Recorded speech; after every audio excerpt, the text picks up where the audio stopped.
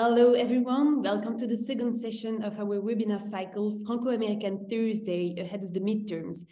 We are very grateful to Columbia, both its Alliance program and its Global Center in Paris, for partnering up with Institut Montaigne and helping us launch this timely project aimed at bringing together experts from both sides of the Atlantic 3 short weeks ahead of the midterms. So after our first session on October 6th, dedicated to economic issues, today's discussion will focus on the future of the transatlantic relationship in the context of the war in Ukraine. So to bring an expert's eye to this critical topic, we are extremely honored to welcome this morning or afternoon, depending on where you are, our two panelists, so Georgina Wright and Alexander Cooley. So Georgina is the director of Institut Montaigne Europe program and also one of our senior fellow. And Alexander is a professor at Columbia and director of its Harriman Institute for the Study of Russia, Eurasia, and Eastern Europe. So they will both discuss developments in transatlantic relations from their respective French and American perspectives. So maybe to begin, earlier this month, the GMF, the German Merchant Fund, published its annual study on transatlantic trends, presenting results of surveys conducted in 14 countries from all corners of the transatlantic community. Among several findings, I would like to mention a few to introduce today's conversation. First, if the US is still perceived as the most influential global power, respondents on both sides of the Atlantic anticipate a decline within 5 years and the rise of China. The study also shows the extent to which the war in Ukraine has shaken up the transatlantic community.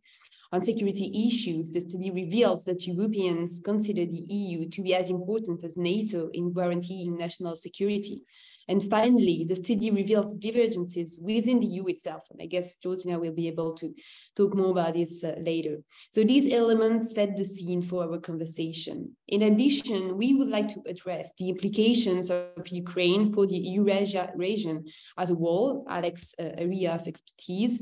The war is remaking this Eurasia and raising new challenges that would benefit from more transatlantic coordination. This notably relates to filling the Russian security vacuum in places like the Caucasus, Central Asia, being caught up between pressure from Russia and Western sanction, and of course the rise of China, which cannot go unmentioned in this discussion despite the transatlantic angle. So finally, we will broach the potential impact of a Republican congressional takeover on American support for Ukraine. A new crop of Republican candidates see Beijing, not Moscow, as the #1 threat to the United States. And if they win, it could have an impact on defense and military aid flows. So views on this are most welcome. So I'll first give the floor to Alexander Cooley to have the American view before passing it on Georgina for us to hear from the European voice. And before we start, I would also like to remind everyone that you can directly ask questions using the chat box, and I will directly transfer it to our two panelists. So thank you so much, and Alexander, the floor is yours.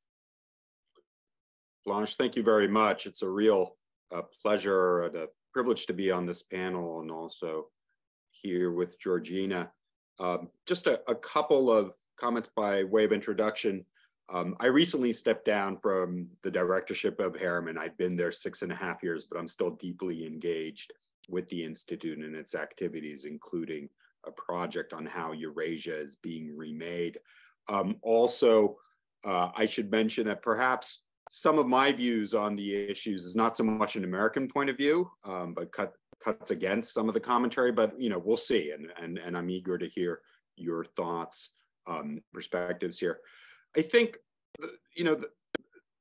this is a truism, but it needs to be emphasized, even with the magnitude, the sort of geopolitical earthquake of what Russia's invasion against Ukraine has wrought. The American public, its attention span for foreign policy is still quite short and it's quite limited. Yeah, and so again, when we talk about upcoming midterms and issues, questions like inflation, democracy, partisanship, social symbolic issues, these are all probably more important and certainly more important in swing districts than the war in Ukraine. Yeah, and that's just really important to keep in mind. The other observation here is that there's been some evolution in this, and in part it tracks the coverage of the war and the perceived direction of the war. So the two major concerns that the US public has always had with the war, always since February, have been the potential for escalation and the war's cost, right? And escalation has been the bigger issue. And so we know from recent Pew polling that the American public was extremely or very concerned about the potential for a greater NATO conflict in terms of supporting Ukraine. In May, 49 extremely, 31 somewhat, basically 80% had concerns about escalation. That's down significantly now in September. It's now overall in the 60s, but those who are seriously concerned is down in the 30s. And you've seen this as a function of the freezing of the conflict and the gains that Ukraine has made on the battlefield, right? So there's a sense that, yeah, this is serious, but it's not as urgent and as dangerous when arguably, that reasoning can be challenged as it was in May. The other thing was that the Biden administration in the spring was very on point, very careful about messaging regarding escalation and where the lines are, right? It was very clear it was going to do certain things, but it wasn't going to do other things, right? And part of this public communication strategy that started actually before the invasion even, and sort of the leaking of information and intel, they kept very close tabs on where they thought the red lines were going to be and should be. You've seen that dissipate lately, in part as the scale of military aid has increased. By some official accounts, 25, others say $40 billion. But as the weaponry has grown more and more sophisticated and more designed to help Ukraine in its some offensive and counteroffensive operations, including longer range artillery and missiles, you've seen the red line talk disappear. Yeah, so we don't have these clear distinctions that we did before. So that's just one set of kind of public messaging observations. Now, I think the other question is, with midterms, would a change in congressional leadership alter U.S. policy towards Ukraine? This is a really good question, and it's fueled by the fact that House Minority Leader Kevin McCarthy made a comment explicitly on this just a couple of days ago. And he said in an interview, quote, "I think people are going to be sitting in a recession and they're not going to write a blank check to Ukraine," right? And so this wasn't the first time that the cost of the war has been questioned in Congress, but it's usually been people like Rand Paul in the Senate, those who are very skeptical of the conflict to begin with. But for the most part, you've seen strong bipartisan support. My view on this is that, yes, support for Ukraine is broad, but it's not deep. And one of the reasons it's not deep is that it, as a foreign policy issue, it is going to inevitably be caught up in, especially on the Republican side, I think the tension between kind of the global muscular leadership wing and the kind of America first retrench type of wing, most associated with Donald Trump, but not exclusively. You have a lot of right-wing outlets in the media sphere, whether it's places like InfoWars, Tucker Carlson's show, that are quite skeptical of the Ukraine conflict and always have been. Some would even say adopting Russian positions and memes regarding whose fault it is, the potential for danger, escalation, and also parroting some of the Russian talking points on the ideological orientation of the Zelensky regime. So all this to say, if we start to see factionalism in the Republican Party as a result of, and I think the most likely scenario is that the Democrats retain control of the Senate and the House flips over, as we see committees reassigned to Republican members, many of whom are part of the America First kind of crowd and engage in these symbolic politics, you are going to see, I think, some open questioning. How much support and what should be demanded for it, right? If this is something President Biden really cares about, then let's put it in the list of things that we're going to bargain over and possibly sort of threaten pulling the debt ceiling again. So, to me, it's less a question of will support be retained and more like the overall politicization that you're going to see of the issue. It's going to be caught in internal Republican struggles, and then I think debt politics, debt ceiling, bargaining and negotiations. So this period of relative kind of unity is coming to an end, I would guess, after November. The other area that I'd like to focus my opening remarks on is just as someone who specializes in the international relations of the region, is just making a comment just how the ripple effects and I would say like the wave effects of the war are just fundamentally altering the region and actually generating a number of issues that, as you mentioned, Blanche, would benefit from transatlantic coordination and cooperation, and also a fundamental rethink of some of our priors, right? I think the transatlantic community, when it's looked at Eurasia, has tended to think in terms of kind of leaning towards Russia versus leaning towards the West, a kind of a tug of war, and then trying to encourage that space and autonomy from Moscow, be it through the mechanisms and architectures of NATO or the EU partnership or the various kinds of initiatives that seeks to sort of project these transatlantic architectures into the region. What we're seeing now are the countries of Eurasia itself caught in what's almost an impossible squeeze and dilemma.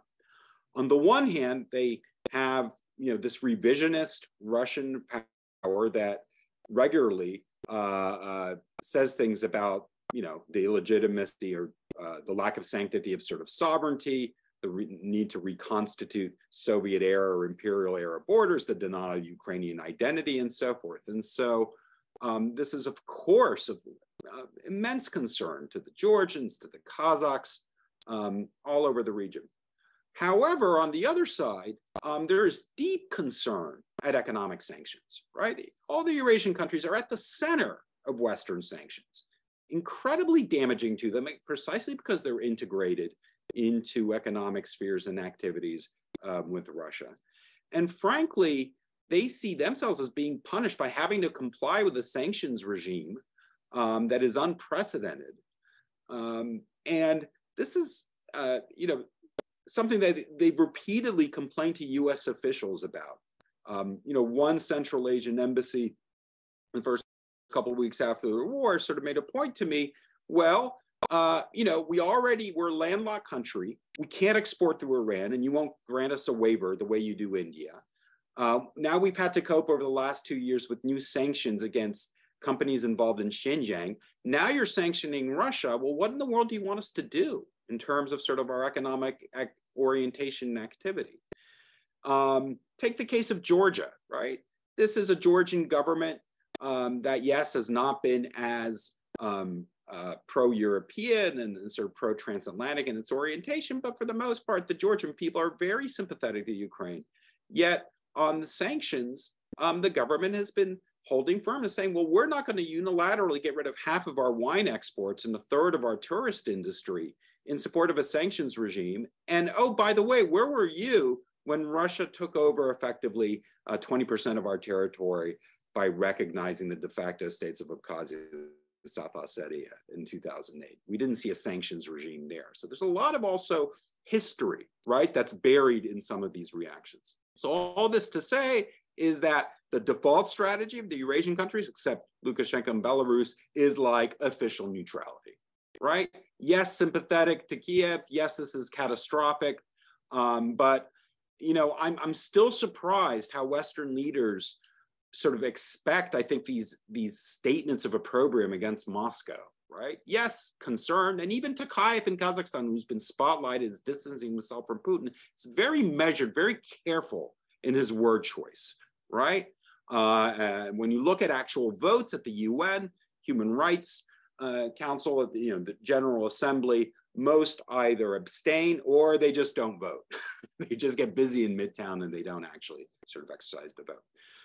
So let me just sort of mention then a couple of these issue areas. One is, I think it's a broad perception now that there's a security vacuum, right? In areas where Russia was actively involved. Caucasus is one of them. You saw that Armenia desperately tried to invoke the CSTO treaty to rebuff the new Azeri offensive a few weeks ago. And the CSTO, for its kind of political reasons, has always tried to avoid being drawn into the conflict. And they used the legal excuse before that Nagorno-Karabakh was not Armenian territory, so treaties provisions didn't apply. Well, this is different, right? Because this was an attack. The contact lines were on sovereign Armenian territory.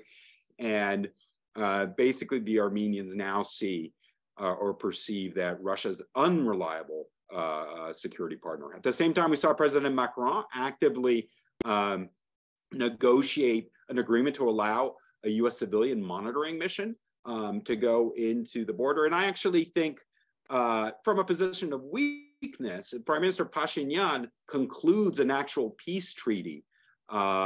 This not only provides, I think, a roadmap to sort of opening the region up in the future, but it also really detracts from Russian leverage, which had been to hold the conflict in the type of abeyance and make itself indispensable, pushing out the original OSCE Minsk partners and having a kind of a de facto informal sphere of influence with Turkey, right? And so you're seeing change on that front. You saw border clashes between Tajikistan and Kyrgyzstan, two CSTO members. You saw Putin symbolically try at a regional security meeting to bring the two sides together, which then prompted a backlash from the Tajik president, basically, saying, we have our own history and culture, stop post-Sovietizing us. So there's a sense that it's slipping away there. So that security vacuum perception is absolutely critical. Second, we see a massive influx of hundreds of thousands of Russians into the post-Soviet region itself. And they're using the visa regime and the mechanisms that were intended to promote Central Asian migration to Russia. They're using it in reverse now. We saw waves of tens of thousands, mostly displaced IT workers in February and March, go to places like Armenia, Georgia, also Istanbul, places where they don't need visa support. And now with the announcement of conscription in September, another wave, possibly up to 600,000 trying to flee conscription from Russia. And where are they going? Again, they're going to small places where you are having these types of kind of social effects. It's unclear whether these labor markets can absorb them. Rental prices, cost of living prices are sort of soaring as a result. And again, what the Russian government's position is going to be to these host governments about these sort of new populations is up in the air. But certainly, there are concern on both sides. All this points to me to the need for actually a transatlantic dialogue, and I would say even a strategic policy on exiles on Russian media outside. And Andrei Statov and Irina Borogan wrote a Foreign Affairs column on this. But what you see is sort of different kinds of policies and different elements. So for example, Riga now has become the center of independent Russian news media because the president of the Medusa and also a lot of bureaus in Moscow that were there that were kicked out after the war have relocated to Riga, so the center of independent Russian journalism. On the other hand, we see not only the sort of negation of the Schengen short stay visa agreement, and remember, Russian citizens were the #1 source of, or rather, obtainers of Schengen visas over the last 10 years. 30% of Schengen visas went to Russians. See, the abrogation of that agreement, and individual EU countries say, no, we need to ban Russian citizens, even tourist visas, either because of security measures or just to demonstrate opprobrium, right, to Russia. I actually think this is, while as understandable it is to show solidarity with Ukraine, this needs to be part of a much broader strategic rethink of how do we treat Russians in exiles who are fleeing the regime. Are we going to support them? If so, how? With what tools? With what budgetary support? What are kinds of, the timelines that we're talking about? What are the incentives we want to provide and so forth, right? And I think that's a final area of dialogue. The final point I'll just make is our Belarus policy. Again, it's clear, unlike Minsk in 2014, Lukashenko tried to play the role of mediator, carving out this space for him that did get him some geopolitical credibility back in Washington and Brussels. He is in as a co-belligerent now. And yes, he's being skittish about sort of actually activating troops from Belarus, sending them across the way. Maybe he's being used as a decoy. But he's under sanction and under enormous pressure sort of internally not to do this. The war is not popular in Belarus. But the question remains, again, how robust of a policy towards opposition, the Democratic cabinet, is Washington and Brussels going to have? Are they willing to establish political links, security links and ties to that transition cabinet? Or is this something that they want to woo Lukashenko to sort of, distance him away from Moscow? The Belarus policy requires, it's quite ad hoc at the moment, of it's being driven by what's going on the ground, but it needs to be reoriented, especially given the fact that Lukashenko now really is all in politically with Putin on the conflict. So I've gotten a little over my time, but those are sort of, some of the regional issues as I see them, and the issues sort of in the US as I think they're likely to unfold.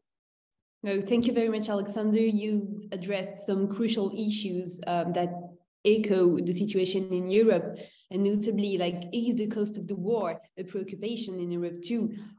You also mentioned this period of unity that is going to an end. Is it the same with European Union? Other question, how do Europeans perceive this sanction today? And maybe final question linked with your last point, the question of Russians in exile. That's so many topics that can be addressed in the European context too. So now I'll leave the floor to Georgina for this European insight. Thank you, Georgina. Thank you, Blanche, and thank you for the invitation on this extremely busy day in Europe, at least for the Europe programme at Institut Montaigne, with another British Prime Minister who's resigned, and the European Council, which is likely to go on until Saturday, partly because they are trying to address how the EU can respond to rising energy prices because of the war in Ukraine.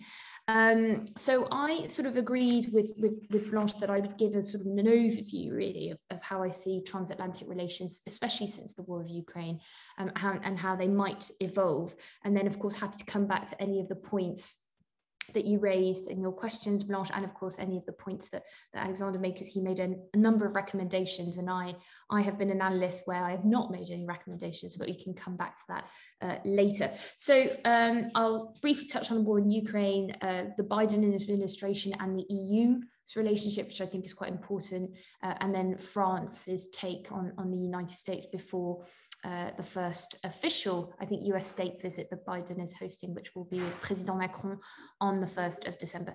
So I think on the Ukraine war, on the whole, it's a really brilliant example of transatlantic unity. I mean, I think before Russia's invasion of Ukraine, there was a lot of disagreement, and Alexandre talked about this, about the likelihood of the invasion. So you had the US and the UK government briefing that they thought it was imminent and highly likely.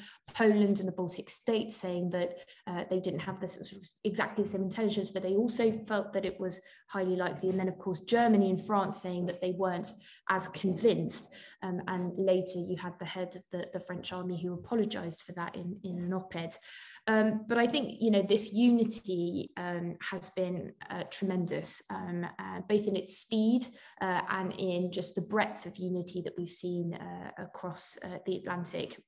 And that's in terms of military, financial, and diplomatic support to Ukraine, on sanctions in particular, where you've seen the G7 play an important role, but also that direct communication between the White House and the European Commission.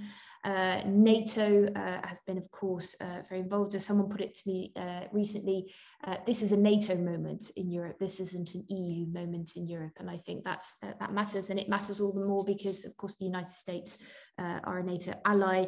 And just seeing Denmark and Sweden reverse years and years and years of their policy and some military doctrine to join NATO. This is, we're seeing a lot, and in all of these decisions, the United States has played a part. But I agree with Alexander that the unity could become much more strained, not least because some member states are pushing for even more sanctions against Russia, but also now against Iran as well for sending drones that are being used by the Russian army. And I think a lot will hinge, the unity of this support around sanctions, a lot will hinge on how the EU responds to support businesses and individuals to face up with rising energy costs. And I think this is already having repercussions on the US-EU relationship. EU countries are scrambling to find new sources of energy, and France has really actually been leading the charge against Europe's new energy reliance on the United States. So for those who you may have seen, but French, Finance Minister Bruno Le Maire, who recently blamed Washington for soaring LNG prices and calling on the EU, and I quote, to fight American economic domination and a weakening of Europe. So again, you can see that it, of course, on the big things they are united, but actually when it comes to kind of particularly responding to the energy crisis, there are some tensions that are being felt. Most of the tensions, by the way, are more internal to Europe, but again, that comment shows that there might be a US dimension there. I think the midterms will absolutely be key, and Alexander's talked about this. So you're having increasingly Republicans and Democrats calling on the EU simply to do more, give more arms, contribute more financially to Ukraine. And the US continues to be the first contributor in absolute terms. And I really think that very few Europeans are taking note about what's happening in the US right now, which is why I commend this initiative between Institut Montaigne and Columbia. But I really don't think people realize just how much a new Congress and the makeup of a new Congress could limit the president, President Biden's ability to provide support and the kind of support he can provide to Ukraine, for example, in passing new massive aid packages.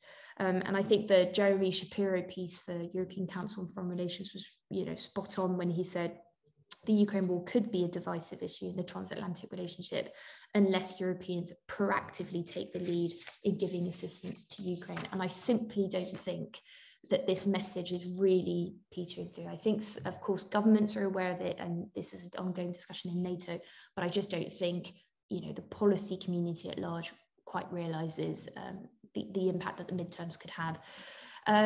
Sort of taking a step back from the Ukraine war, I think, part of the reason why we're seeing such good US-Europe-wide coordination is because of the Biden administration, which is much more pro-European. So the president has surrounded himself by people who not only understand the EU, but some of whom have actually worked, interned inside the EU.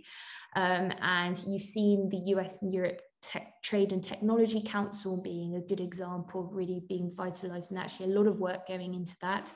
Biden, participating in European summits, the latest one, I think, March 2022, and very early on in his presidency, had a call with von der Leyen, so the European Commission president, where he recognized the EU's willingness to do more in the area of defense. I mean, this is really important to Macron, but it was also important to a number of other countries as well.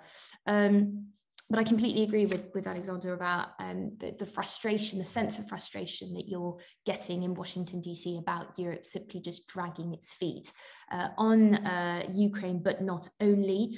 China, I completely agree with Alexander. There's a real sense when I talk to colleagues in Washington that they think Europe is simply being naive. And China is actually an issue that could also divide, I think, European countries, not so much on substance, but also more on approach, where you've got some member states who are NATO allies who think that China should not be dealt with in NATO. this is an EU issue and it should be dealt with in the EU. And you've got other member states who think, actually, you know, the US wants us to talk about it in NATO. Let's just do it if it's the price to pay to ensure that the US remains involved in what happens in European security. So they're willing to make that trade-off, but that's not the case for every European country. I think, you know, there's a sense in Washington as well about, you know, what is it that you, Europe, the EU, individual member states, what do you expect from us in a way? Because things are changing. We also have other priorities, which Alexander listed, you know, really rather well. And, you know, we won't be able to play the same role all the time. What is it that you want from us? What are you going to do to compensate it? And this real sense that the center of gravity has shifted east, and Olaf Scholz, who mentioned it in his own speech in Prague. But when you talk to people in Paris, I think it's fair to say that they'll say, well, of course, the war's ongoing, so geographically it means that things have shifted east, but actually the balance of power is still very much, you know, where it's sort of as it was, so to speak. So I think there is a lot happening in terms of perhaps smaller member states who are playing a more active role in shaping European foreign policy, be that within NATO or the EU.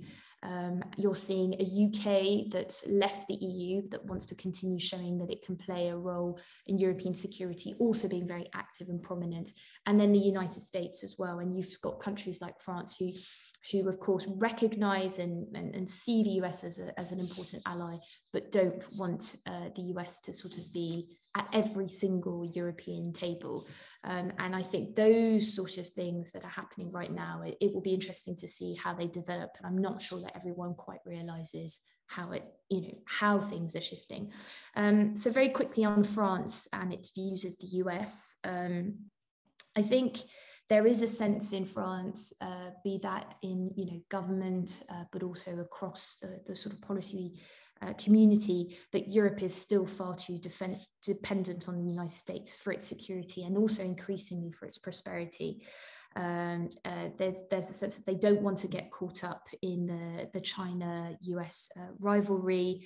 But it's very interesting that even on the Ukraine war, and I said this isn't the position of the government, I don't think, but it's certainly a position from prominent thinkers in France who say the US has taken back control of Europe's destiny with the Ukraine war. It's undermining EU strategic autonomy. Ukraine is far too linked to the US from a strategic point of view. So what would it mean if the Ukraine joined the EU? Would that shift the balance? I mean, these are real things that you hear in discussions, whether it's on TV, radio, or in the newspapers. And so there is still this sense of the US is our friend and an ally, but we have to also have a healthy distance from it so that we can make sure that we can continue to shape the rules that apply to us.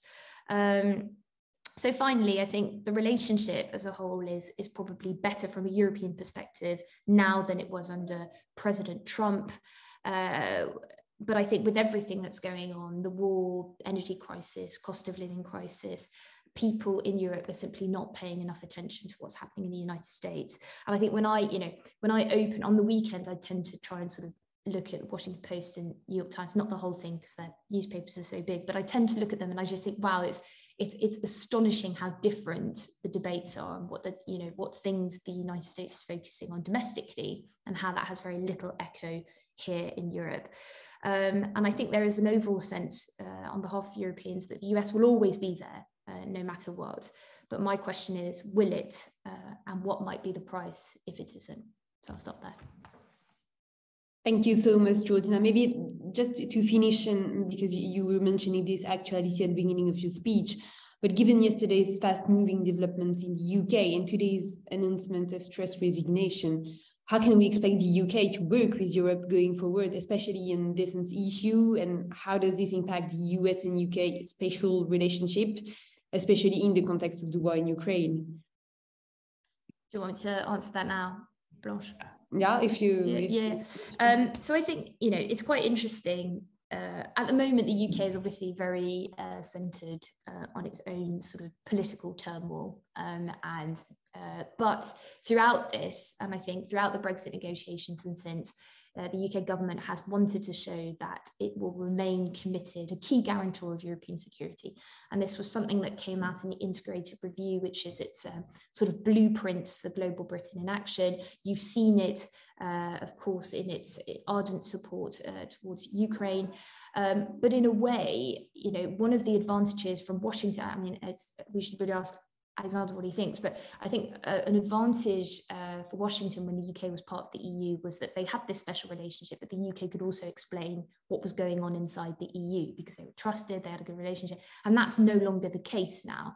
And so in a way, you've seen, particularly with the Biden administration, but a real investment in relations with Brussels, but also with so the EU institutions, but also with Berlin and with Paris. How the UK sort of manages all of that, I think it will sort of beef up NATO, its role in NATO and its role in the G7. But it was quite interesting that for those who may have seen that there was a European Political Community Summit, which was an initiative put forward by President Macron. And it's a platform essentially at highest political level to bring all European leaders around the table. And it was quite amazing. You had, you know, Mitsotakis and Erdogan, and you had the Azeris and, you know, Azerbaijan there and the UK.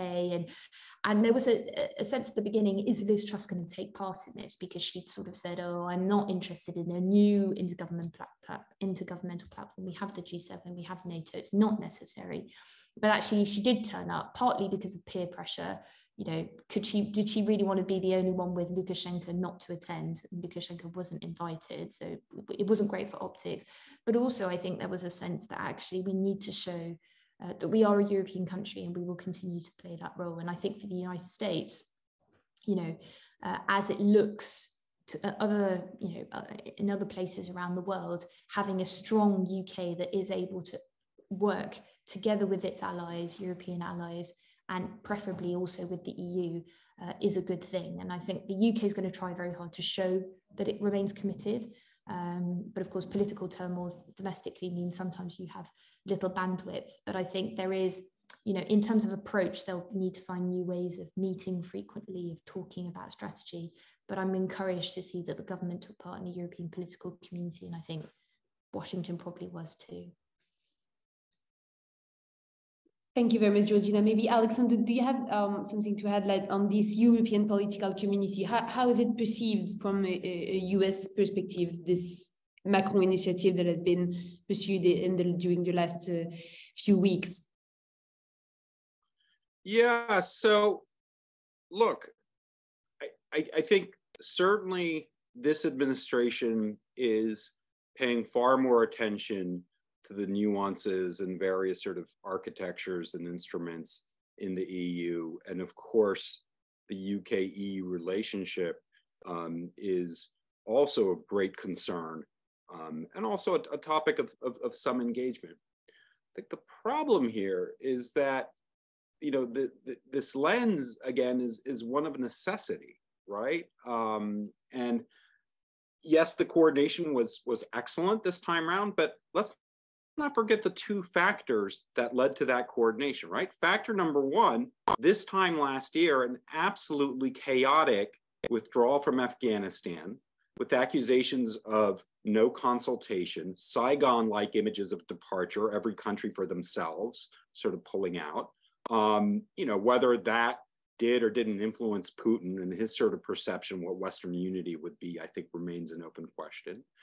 And B, the sort of the pressure to annul the French nuclear deal with Australia, you know, led to a serious diplomatic, called an incident, but certainly a grave concern. And you know, transatlantic relations at that point were not an all-time high. So the calibration around Ukraine drew upon these lessons learned from the lack of coordination.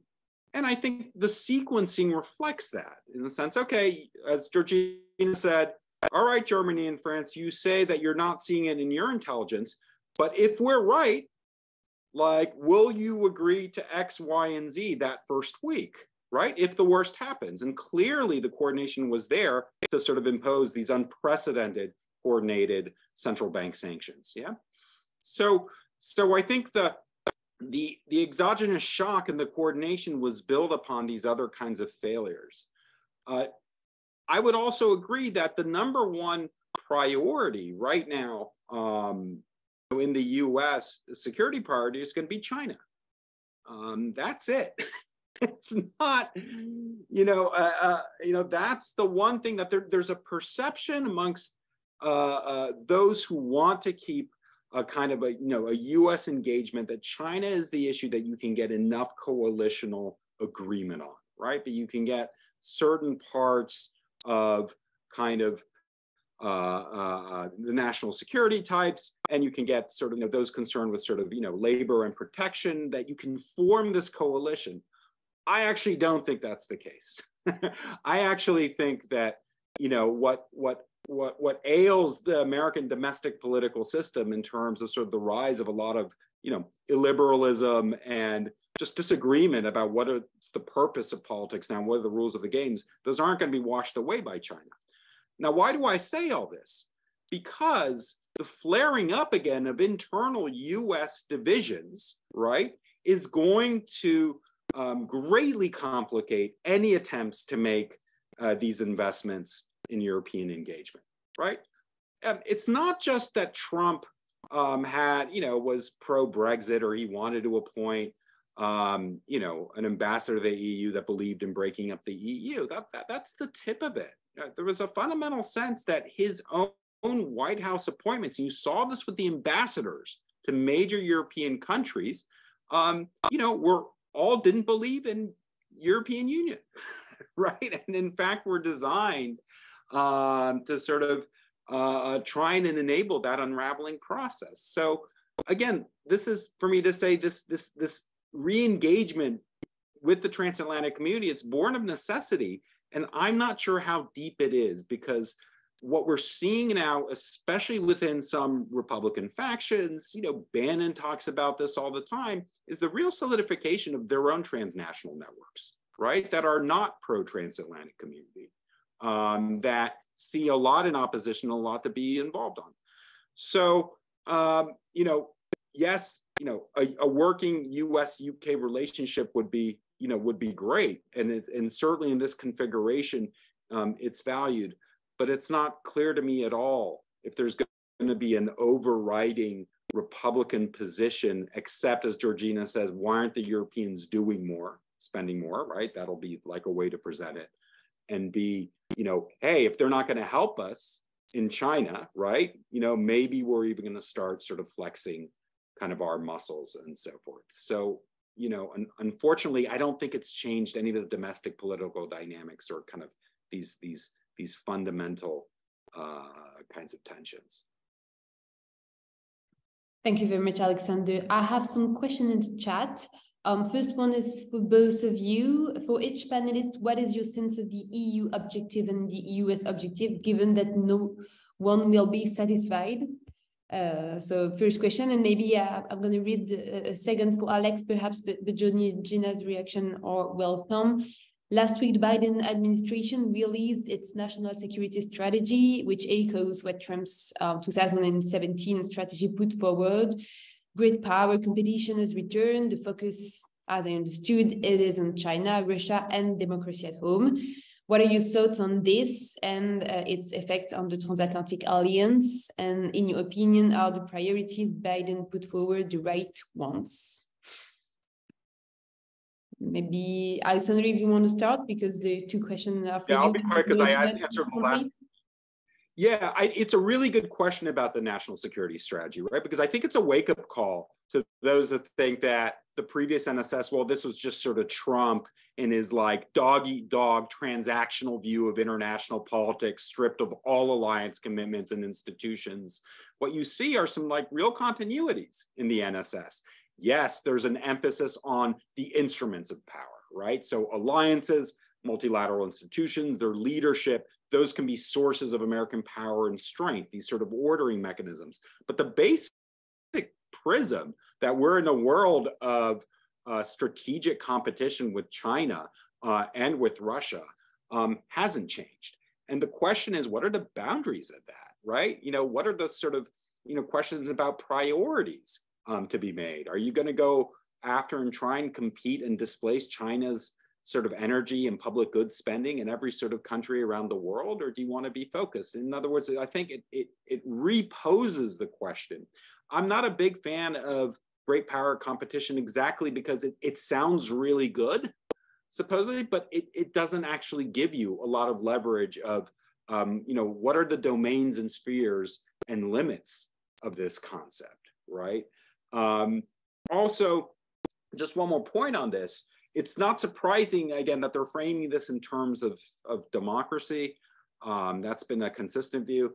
I think the messaging might be okay for a European audience. I think it's been a disaster in the global South, quite frankly. I think this administration would have been far better off framing the conflict as one on sovereignty and the violation of Ukraine's sovereignty than promoting democracy, which carries all sorts of baggage, including the Iraq War, including the sort of color revolutions. That messaging is not as effective as perhaps it is in our ears. And then finally, just the thought of this, when you look at surveys, and certainly Council on Foreign Relations Chicago does this, and you break them up by partisan sort of affiliation, what's the greatest security threat? Right? It's the greatest source of threat to the US. Republicans, a plurality, near majority say China, clearly. Democrats say either extreme right-wing militias, right? Or some other source of kind of right-wing insurrection, right? So there's a Democratic preference that threats are internal as opposed to external. And that's sort of another reason why I'm skeptical about being able to sustain this kind of paradigm against sort of China. That's really interesting. Thank you, Alexander. Georgina, do you want to complete? I haven't read the NSS, and as a an analyst, I feel I should really do my homework before answering a question. But I think on China, we both talked about it, but in a way, I think China will become a source of discord inside the EU, or at least in Europe, because you see countries like the UK taking a much tougher stance, not as tough as the United States, but edging closer to a hawkish view of China. You had in the NATO strategic concept that was published in June 2022, a reference to China. There was already a reference in a former NATO document in 2019, but clearly a push, and I think mostly by the United States, but also the UK, to talk about and discuss China within NATO. That brings all sorts of problems with that. You've got those that think, well, it's an EU issue, as I said, so it shouldn't be discussed in NATO. Others who think, no, Russia's the big concern, so let's just focus all of NATO's attention on that. But in a way, that's going to bubble up, and it's going to be something that NATO will need to address in the context of resilience, in the context of protecting infrastructure. But I also think that because there is no way that Ukraine would be in the position it's in today without the support of the United States. And at the start of the war, there was a real realization in France, but across Europe, that actually we're simply not capable of answering to a war that happens in our neighborhood without the support of the United States. And that should trigger lots of questions. But I do think that some member states probably, and some EU countries probably think, well, actually, if the US wants us to align slightly more on China with them, if that's the trade-off to pay, then so be it. But you've got others who are absolutely keen on maintaining a distance from that and try not to be swept up into this rivalry. But it's going to be very difficult, I think, and it's definitely something that's going to divide, I think, Europe, if not now, because they're consumed by the war, certainly down the line. Thank you very much, Georgina. I have another question from the chat for both panelists. You discussed the potential effects of the results of the US midterms. How much will the war in Ukraine and lack of stability across Europe impact voters' decision in 2 weeks? And I guess the question also works like for every voters in Europe, for every election in the coming weeks. Alexander, Georgina, who want to start? Yeah, sure. I mean, I think in terms of the impact on U.S. midterms and voters' decisions, I think very minimally. right? I just don't think that the conflict is impacting voters' decisions. I just think that a change in the composition of the House will have significant impact on U.S. policy towards Ukraine, and that's the uncomfortable position and reality that we're in. I was reading an FT interview with Ukrainian officials who were aghast at McCarthy's comments, right? And they said, how is this even possible? Like, we just assume this kind of unity, but we're not that far off from the president of the United States being impeached for extorting Zelensky his request for weapons for sort of in exchange for some sort of digging up dirt on a political opponent, right? So there's nothing sort of sacred about Ukraine, right? I mean, I think the kind of opprobrium, the stigma of being associated with Russia that rippled across not only governments, but the private sector with the pullout in that first week and president, and as well as sort of the cultural and international institutions that banned Russia, I think sort of condition us to see this, in this very kind of clear, this moral clarity of the issue, which I happen to agree with. But when you get into sort of the domestic politics of this, there's no reason to assume that this is going to be sort of separated. In fact, it's exactly because Biden and his team feel strongly about this that the Republicans, if they do take power, will use this as a political hostage, right? They've done it on every other issue. So why wouldn't this be sort of one of them?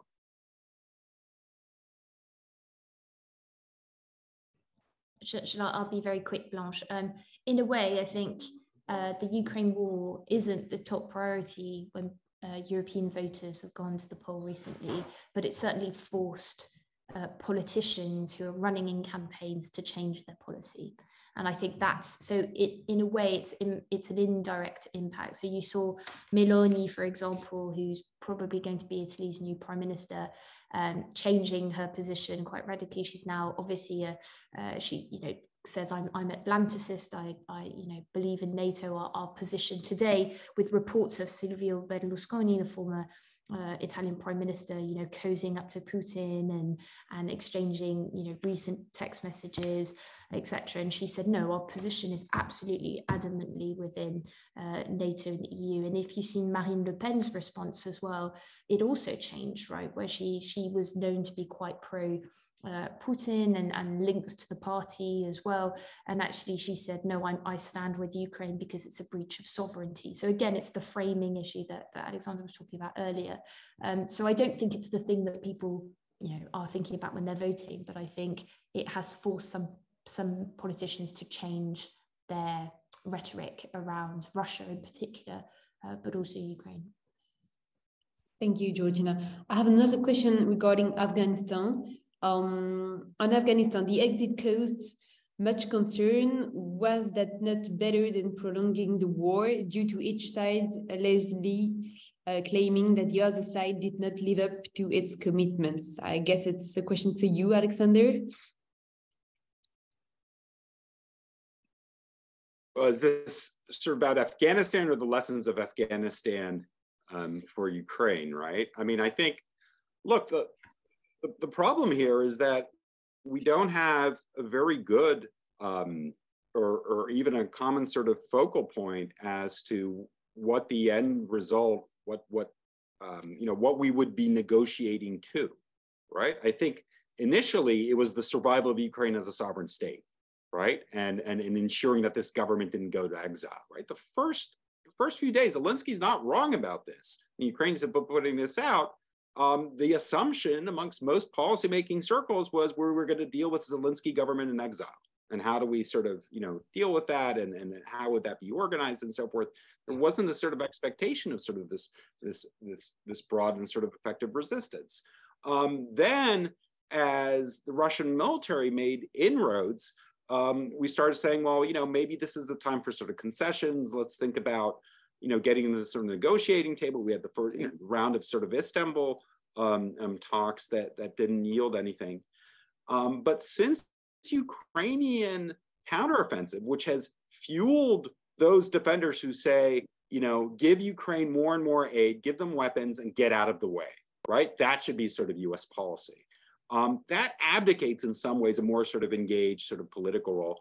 But it's not at all clear what the two sides would agree to, especially post-Russian annexation of the four regions. So all this to say, I think in Afghanistan, you did have a peace process by necessity. You had talks in various sort of fora. It was just a matter of, in some senses, how long, the US wanted to prolong this. Here, we don't have a concrete sense of what the end game is and what the incentive is for the two sides to sit down. Putin is cornered. His regime survival depends on this. But on the other hand, the Ukrainians feel as if, strategically, they're in a pretty good position now, especially in the south, as they, get ready to retake Kherson. So until we have that process, I think we're in this kind of dangerous limbo that there's just no agreed upon, political endpoint. Thank you very quickly, because I know there are lots of questions. I'm conscious of time, but I think because it's something close to my heart, on Afghanistan and the US's sudden retreat from Afghanistan, it was really a point where you saw the UK and France working much more closely together. And there was a sense there of actually the United States won't always coordinate as we think it will with us. And sometimes, we ourselves have to kind of come together, and how do we respond to, a sort of sudden US retraction. So in a way, it forced actually the UK and some of its European allies closer together, or at least in more talks. Thank you very much, Georgina. As we have 2 minutes left, maybe can each of you say a few words of conclusion with perspective from both sides of the Atlantic? What will be your recommendation for both our governments in the US and in Europe for the next few weeks? Maybe Alexander and then Georgina? I think Georgina is more insightful on this than me. What I would caution against is the sort of instinct that you have in the kind of US foreign policy community that because the US has involved itself now in the European theater again, that everything is as it was before, right? The band is back together again. You have the US leadership. You saw the indispensability of a sort of American engagement.